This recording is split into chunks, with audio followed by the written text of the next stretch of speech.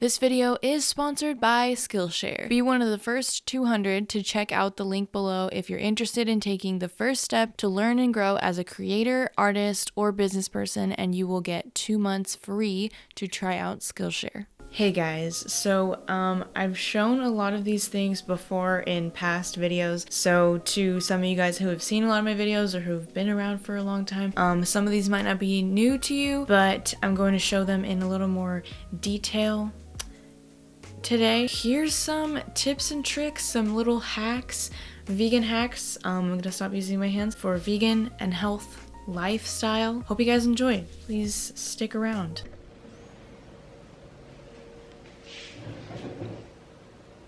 So I was gonna use my Vitamix today, and then I realized that would defeat the whole purpose. So I'm using the Ninja blender, which is still like a pretty nice blender, but it's not near the Vitamix. I used to never make green smoothies in this. I was always scared to because it could never get them very fine as I wanted them to be. So it was just like, you know, like a clumpy, gross, gritty, didn't like it. So what we're gonna do today is we're gonna try the green smoothie method today, 2 different ways. So let's get started. Okay, we're just gonna pile in a freaking ton of this stuff. Basically, if you're putting in 2 smoothies worth of spinach for you, then put about 2 smoothies worth of juice. And we're essentially gonna be making spinach apple juice. Very lovely. And then we're gonna just put the lid on and just go for it, you know what I mean? We're just gonna put it on there. I haven't used this blender in so long. I don't even know how to... There we go. Y'all ready for this?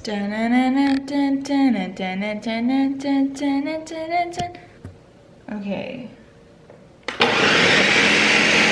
So we're just gonna pour it right in there. See all those nice clumpy clumps? And then you can use a spoon or a fork or a whisk, whatever, and just get the liquid out of all that junk. Ooh, hey, another way to make vegan whipped cream. And then we're just gonna pour our juice right into a nice little mason jar. Too much. This is your juice, your green apple juice. Oh, that's cute, right? If you were gonna keep this in the fridge for like your smoothies for the week or whatever, I would make like a big jar of it, and then you can just pour it into your smoothies when you make them. Or you can mix it with like more juice and then just drink it like a green juice. Or you can make like a bunch, like a ton of it, if you have like a ton of spinach for whatever reason or whatever, or you just wanna like prep ahead, then you can freeze it in like jars like this, but also just don't fill it to the top because you know how things like expand. A lovely green smoothie. So first I'm gonna put in this stuff. Put in a bunch of it. Oh, I put too much. So like for me, that's kind of a lot of juice. Whatever. I'm gonna put in a little bit of lemon juice because, you know, sweet and sour. Some minced ginger, and I'm gonna put in some hemp seeds. I like ginger. A lot of people don't like ginger, but I don't know, I think it creates an interesting flavor and it like really helps to like wake me up. Some frozen banana, pineapple,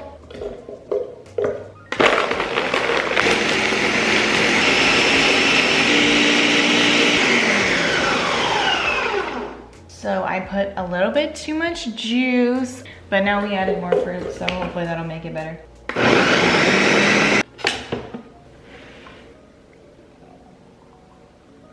Yum. That's actually good.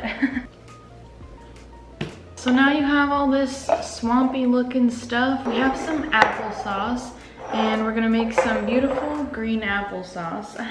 Because to me, the flavors of like apple and spinach go really good together.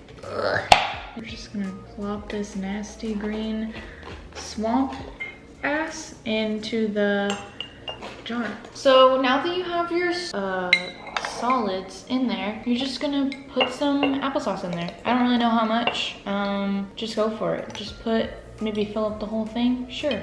I don't know. It depends on how much you can take of the green stuff. Put that lid on, or you can put it in a bowl and stir it with a spoon, but I'm gonna do this because I love mason jars. Taste test, 1, 2, 3. It just tastes like applesauce. And you got your, I'm gonna use almond milk. I'm sure it'd be the same with soy milk. This is weird.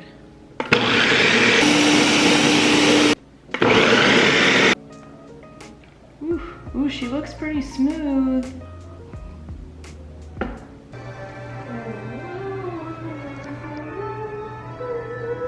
So vegan cheese can be expensive and hard to find, or even hard to like sometimes.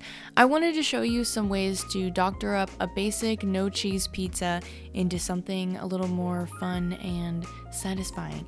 So I just ordered some veggie pizzas from a regular pizza place near me without cheese, and then I asked for no sauce on one and light sauce on the other, just to show different scenarios, I guess, because sometimes marinara sauce at pizza restaurants isn't even vegan anyways. So I made 4 different sauces for the pizzas. I made a creamy cashew sauce, a basil pesto, a cheesy tomato sauce, and an herb garlic butter that I combined with regular old barbecue sauce. I really just tried out the cashew sauce recipe to make the point that there are so many different creamy sauces you can make with cashews out there, and they're really easy. You just throw some stuff in the blender and basically you're done. This one had olive oil, lemon juice, almond milk, herbs, flour, garlic powder, and some other seasonings. So all like stuff that you can find at a regular grocery store. And I also enjoyed using the leftovers as a nice salad dressing and veggie dip. Very good and versatile. My personal favorite, I think, was the other half of this pizza though, because I really love sweet things. But basically, you can make any food better by just adding some fat and salt. If there's one thing that I learned from my mom in the kitchen. So I just melted some vegan butter. You can use olive oil too, obviously, with some herbs, minced garlic, and some salt and pepper. And then I brushed that on all the crusts of the pizzas, and I also sprinkled it all over this half of the pizza before I added some of that good Barbie sauce. The next pizza was half basil pesto and half that cheesy tomato sauce. So this is pretty much a hack on its own, but I've learned that if you just take a basic pesto recipe like the one I have linked below, you can just replace the cheese with nutritional yeast and you have a really good vegan pesto that's also more nutritious now because of the nutritional yeast, you know? So that was on the one side of the pizza, and the other half is this concoction that I came across when I ran out of basil one time while making pesto, but I wanted more sauce, so I just combined all the same ingredients of the pesto with the tomato in the place of the basil that I didn't have. I suggest adding also a little bit of sweetener of some sort to this, but also I just like things a little sweet, so maybe that's just me. I cooked this one a bit on the stove first before I put it on the pizza to just get some of the water out because I used a big juicy ass tomato. But if you want to avoid this excess liquid, you can use some tomato paste instead, or part dried tomatoes, like sun-dried tomatoes. That's really good. So just play with these recipes a bit, you know, to get exactly the flavor that you like, but those are just some ideas.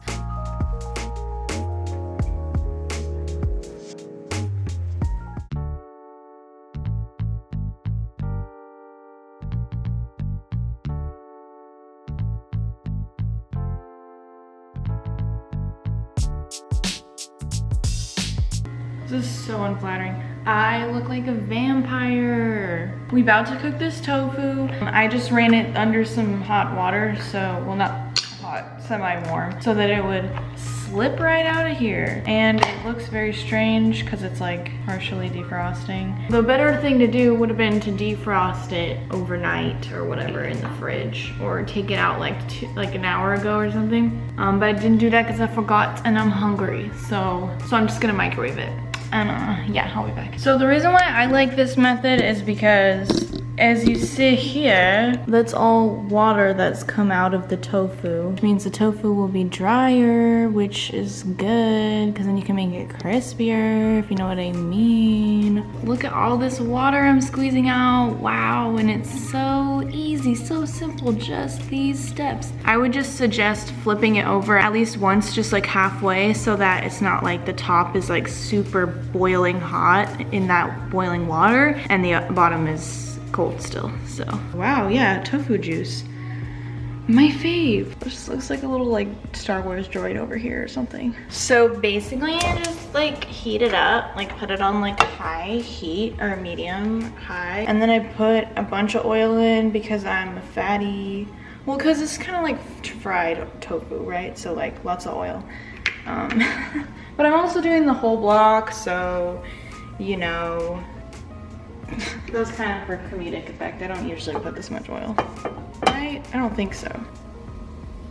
I always just put one piece in to see, like, you know, how hot the oil is. And then yeah, then I put in all these onions galore. This really is a lot of oil. Wow, okay. Well, then I put a bunch of garlic because I love garlic. Yeah. Ow.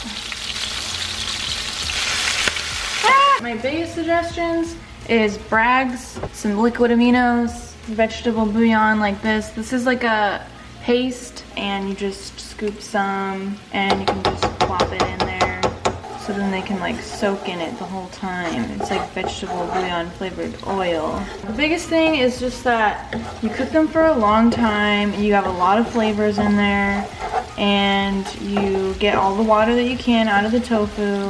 We're about ready to throw some tofu in here, baby. Just ripping off a big piece and just plopping them in there, you know? And I don't bother to like cut it into nice cubes or whatever, because I don't think it matters. Like, I honestly think it looks good like this too. It kind of looks meaty. So just put it on low, just let it happen. I'm at the end of my little jar of this stuff, so I'm just gonna put some water in it and put the lid on, and then I'm gonna shake it up, so whenever this stuff starts like drying out, I can just pour some of this in there, and it'll not only moisten it up, but also give it some flav, you know what I'm saying? So that's just gonna sit here, but just like let it cook on one side for like a while, like a few minutes on like medium or medium low. I might just like, you know, move them around a little bit so they're well dispersed. Okay, so now we're about to flip a little bit. Ooh, she flipping. So yeah, and then I just kind of stir it around, flip it around, some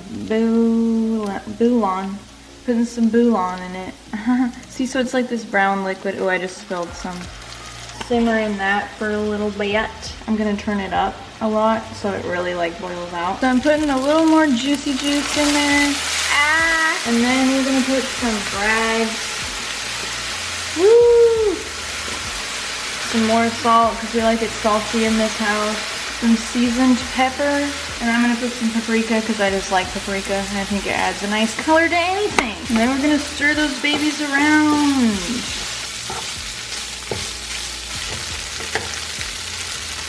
That's pretty much it. You can do whatever you want at this point. This is where I would put in some nice sauce if I was going to, like some sweet chili sauce, and then put this over like rice and veggies. Or you could put some teriyaki sauce or do some barbecue sauce, whatever you're like making it for. I'm just putting it on pizza that already has like sauces on it, so I'm not gonna put any. But yeah, I just wanted to show you guys how to make awesome bomb tofu that everyone will like and that you can put in like tons of recipes, and it's real good. And you can put it on pizza, just don't do it this way because this is not the best way, but it's still great, right? So if you just believe that it'll stick, you know what I mean?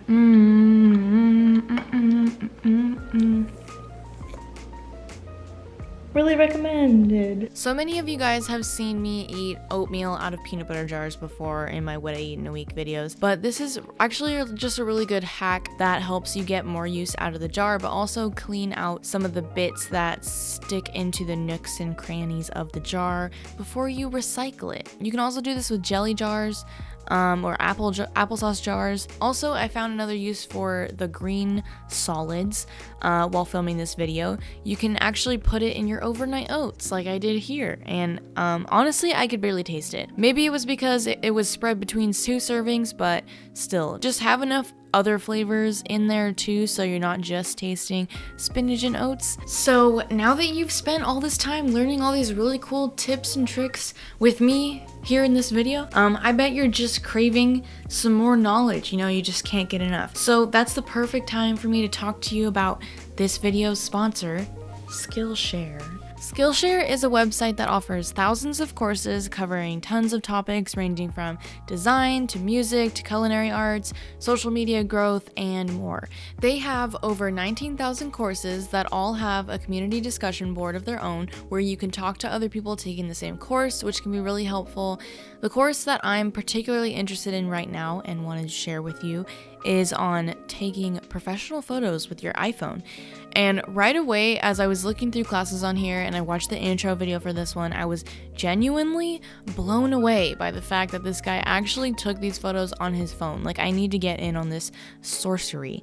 Because sometimes I want to take cool like Instagram pics of my food or a cool restaurant I'm in or a pretty thing in nature, or honestly just like me. I need more pictures of me and my life, my friends, my family, whatever. But like a lot of the time I don't have my camera on me, obviously.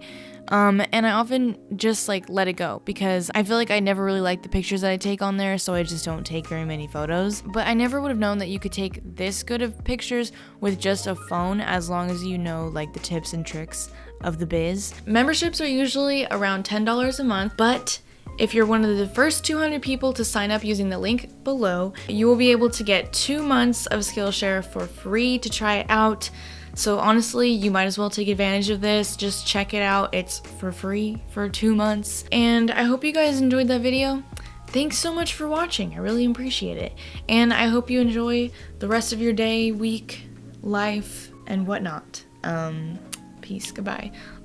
Live, laugh, love.